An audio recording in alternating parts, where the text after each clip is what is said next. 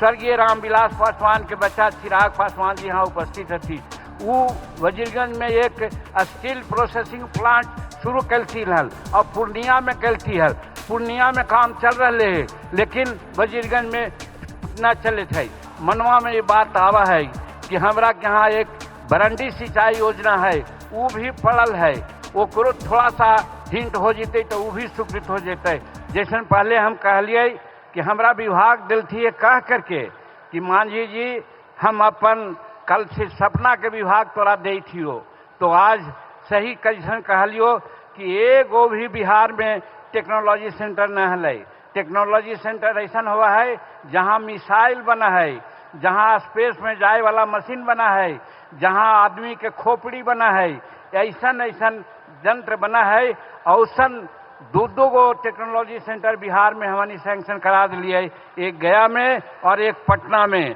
ओकर अलावे ओकरा से छोटा एगो बोला है एक्सटेंशन सेंटर, तो एक्सटेंशन सेंटर भी हम 7 गो बिहार में करा दिली है। ये सब प्रधानमंत्री जी के कृपा है। और वो है मुजफ्फरपुर, सारण, रोहतास, राजगीर और पूर्णिया में, और दूसर संग्रामपुर जिला मुंगेर में और झंझारपुर जिला मधुबनी में। ये 7 एक्सटेंशन सेंटर के भी स्वीकृति दिली है अपना विभाग से।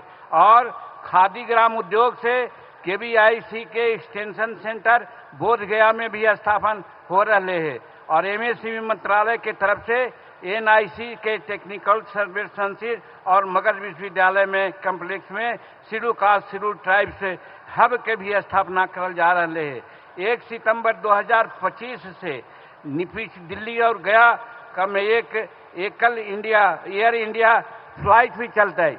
जहाज जो एगो चला है प्रधानमंत्री के कृपा से 1 सितंबर से एयर इंडिया के फ्लाइट भी बिहार से चले, तो हम समझियो गया से दिल्ली जाए में बड़ी सुविधा हो तो सबके।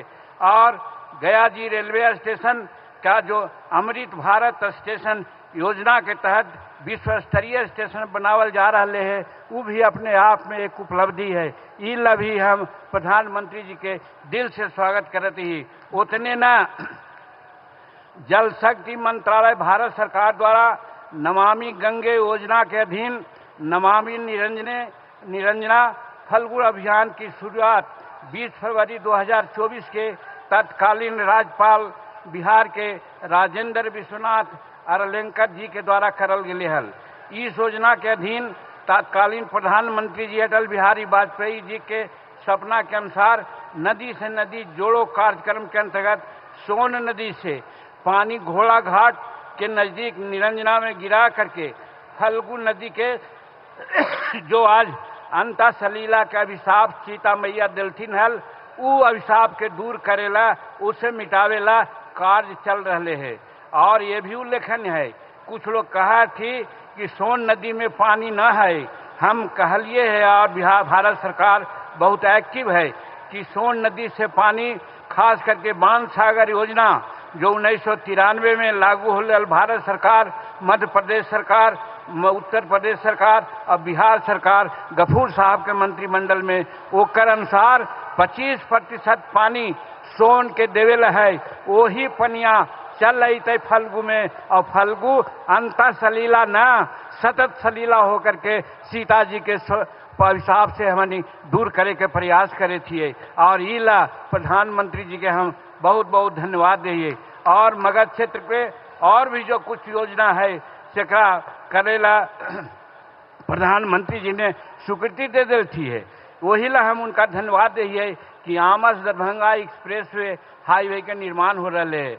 और कोलकाता पोर्ट से बिहार के संपर्कता हेतु आप वाराणसी कोलकाता एक्सप्रेस का भी निर्माण हो रहे है, जो गया एवं औरंगाबाद जिला से गुजरते।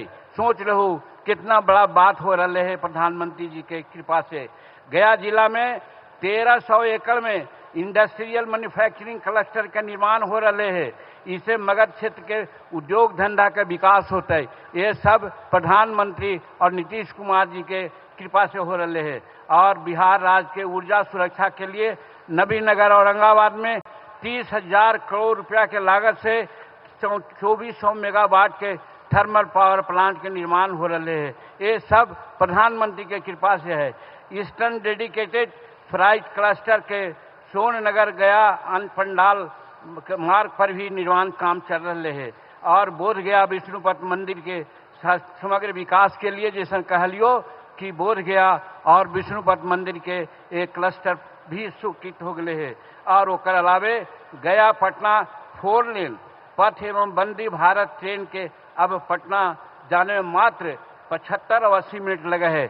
पहले हम नहीं गया और पटना जहाली 3 घंटा में, आज 1.25 घंटा में। अभी कहल गए कि हमारे मुख्यमंत्री जी वहाँ से 9 बजे चलती है और 10:30 बजे बोध गया पहुँच गलती है। ये सब प्रधानमंत्री जी के कृपा से है। अरवल जहानाबाद बिहार शरीफ पथ पर 4 लेन के सहमति प्राप्त हो गए है और गया जिला के IIM और सेंट्रल यूनिवर्सिटी का स्थापना होले। इतना काम मगध के लिए और गया जी के लिए ये प्रधानमंत्री और नीतीश कुमार के कृपा से हो रहे हैं। इस वजह से हम दोनों जन के धन्यवाद दिए और स्वागत कर रही है। एक अलावे थोड़ा सा मनवा में ये बात आवा है कि हमरा के यहाँ एक बरंडी सिंचाई योजना है, वो भी पड़ल है। वो करो थोड़ा सा हिंट हो जीते तो वो भी स्वीकृत हो जेते। और फिर स्वर्गीय रामविलास पासवान के बच्चा चिराग पासवान जी यहाँ उपस्थित रहती। वो वजीरगंज में एक स्टील प्रोसेसिंग प्लांट शुरू कलती हल और पूर्णिया में कलती हल। पूर्णिया में काम चल रहे है लेकिन वजीरगंज में न चले थे। हम एकरो प्रयास के लिए और हमरा लगा है कि एकरो में काम आगे बढ़ जीते। ये सब बात लेकर के हम प्रधानमंत्री जी के आज स्वागत कर रही है। और सबसे ज़्यादा स्वागत ये गुण कहिए कि पढ़लिए हम कहीं कि जस जस सुरसा बदन बढ़ावा तास दुगन कपि रूप दिखावा। प्रधानमंत्री जी के कई मीटिंग में हम गेलिए है, सब मीटिंग एक से एक बढ़ल जाए थे। और आज गया के मीटिंग और गया में लोग के आगमन सबके झांप दिल के, इस वजह से तोहानी के हम बहुत बहुत शुभकामना दियो।